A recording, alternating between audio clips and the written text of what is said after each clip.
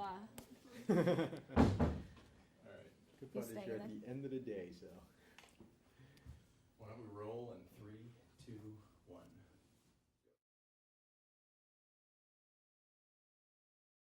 Cranston, the majority of the population is Italian and Irish and Portuguese. You only have about 5% Asian American. Yep.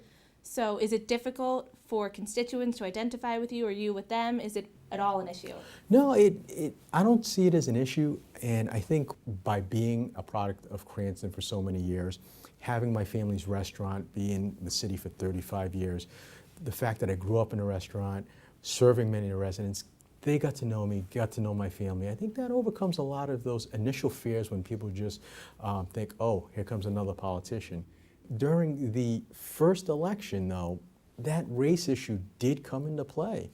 I can remember that just before the election day, the headline for one of the local papers was, oh, voters have a choice. Will it be Chinese or Italian? Well, I know that you've been very successful at bringing some major companies. You brought Cadence here, which is Yes. a major surgical supply company. Absolutely. You also have Alex and Nee Yep. stationed out of here, which a lot of Brown students are a big fan of. So what have you done differently to keep these major companies here that Rhode Island isn't doing? First step is providing stability in government. Every time you hear about economic development, the first thing that the average taxpayer thinks is, oh, you got to cut them a tax break. I didn't cut Alex and Ani a tax break. I didn't have to cut Cadence a tax break. Many of the other companies that are here in Cranston, I didn't, build them and lure them here with tax breaks. You recently hired Patrick Sweeney, but you're not up for mayor re-election until 2016, which is interesting. So I was wondering why the sudden help. Well, I am taking a serious look at that gubernatorial race.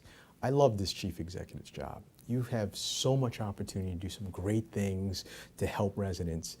In Cranston, you can see a lot of the living proof of what we've helped build to sustain a good economic base. And one of the reasons I'm really considering that governor's race is because it's the same type of challenge you'll be encountering. Same economy, but on a bigger scale. I wanted to talk a little bit about Boston. Yes.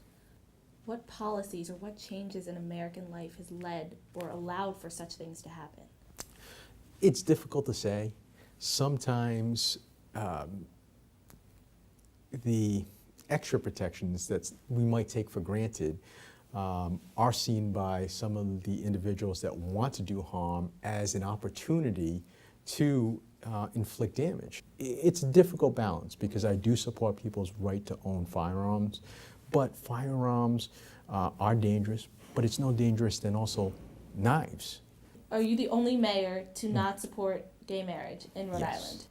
There are some people, a couple mayors that haven't said one way or the Haven't other. given it. I know I'm the only one that has taken a public traditional view, and that's for a couple reasons. I'm more of a traditionalist and for religious reasons as well.